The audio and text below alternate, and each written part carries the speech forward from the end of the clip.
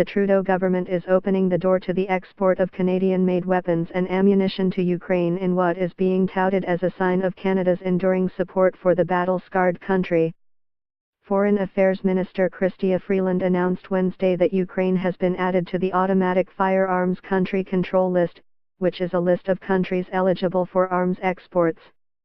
The move means Canadian companies and individuals can now apply to the government for permission to export prohibited weapons and other equipment to Ukraine, which was previously banned. Story continues below advertisement. The addition of Ukraine to the FCCL reflects the close ties our countries share, Freeland said in a statement. Canada and Canadians will continue to stand with the people of Ukraine and support Ukraine's territorial integrity and sovereignty. The decision is almost certain to be welcomed by the Ukrainian government, which has appealed to countries like Canada for more help as it grapples with Russian-backed separatist forces in the east of the country. Top of the list has been the provision of arms, which Ukrainian officials say are required to level the battlefield in the Donbas region, where Russian military equipment has been spotted. But Ukraine's addition to the firearms control list could stoke criticism from anti-arms trade campaigners, given concerns about human rights abuses by both sides in the Ukrainian conflict, which first started in March 2014.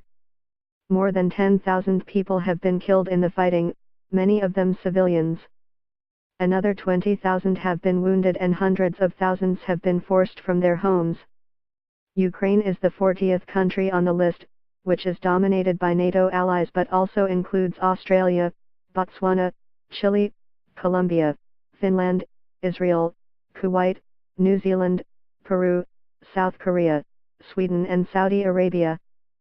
Story continues below advertisement. Story continues below advertisement. Companies and individuals must seek permission from the Foreign Affairs Minister before exporting a prohibited item to one of the countries on the list. Approved exports to some countries on the list have landed the government in hot water in recent history, notably a $15 billion contract to sell light armored vehicles to Saudi Arabia in 2014. The deal has since sparked concerns about Saudi Arabia's human rights record and that the Canadian-made military equipment could be used against civilians in the Middle East Kingdom and neighboring Yemen.